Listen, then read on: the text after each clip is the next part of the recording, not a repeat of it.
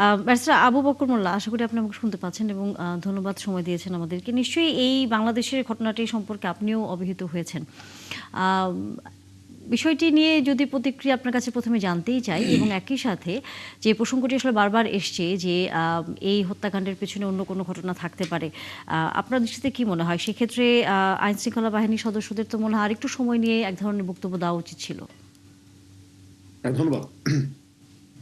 জুবায়ের বাবু যেমনটি বললেন যে সংখ্যালঘু শব্দটি উনি আনতে চান না এবং ইন প্রিন্সিপাল এটা সত্য যে বাংলাদেশের সকল নাগরিক সমান মর্যাদার অধিকারী।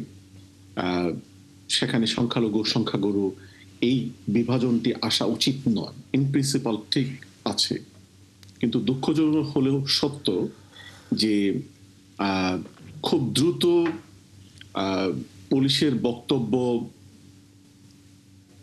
আসাটা অন্যায় নয়। ঘটনা যদি পুলিশের কাছে ক্লিয়ার থাকে, পুলিশ খুব দ্রুত একটি বক্তব্য মিডিয়ার সামনে উপস্থাপন করতেই পারে। কিন্তু মানে পুলিশের বক্তব্য যদি এই সময়ের মাঝে আমরা না পেতাম, ঘটনাটি যেটি ঘটতো যে অনেক গল্পের ডালাপালা কিন্তু জমে যেত এবং জুবায়ের বাবু যে সংখ্যাটি করলেন, এই সংখ্যালঘুর রাজনীতি কিন্তু আমরা চারদিকে শুনতে পেতাম। এবং যদিও আজকে মানে মিডিয়াতে এসেছে এবং পুলিশের কাছ থেকে বক্তব্য এসেছে যে ইয়াবা সেবনের বাধা দেওয়ার কারণে স্কুল শিক্ষক এবং তার স্ত্রীর সন্তান সন্ততিদেরকে হত্যা করা হয়েছে, এটা পুলিশের কাছে অ্যাপারেন্টলি এটি সত্য মনে হয়েছে, পুলিশ বক্তব্য দিয়েছে। কিন্তু এটি নিয়ে কিন্তু একটি রাজনীতি হবে আগামী কয়েকদিন, আগামী কয়েক সপ্তাহ, কয়েক মাস।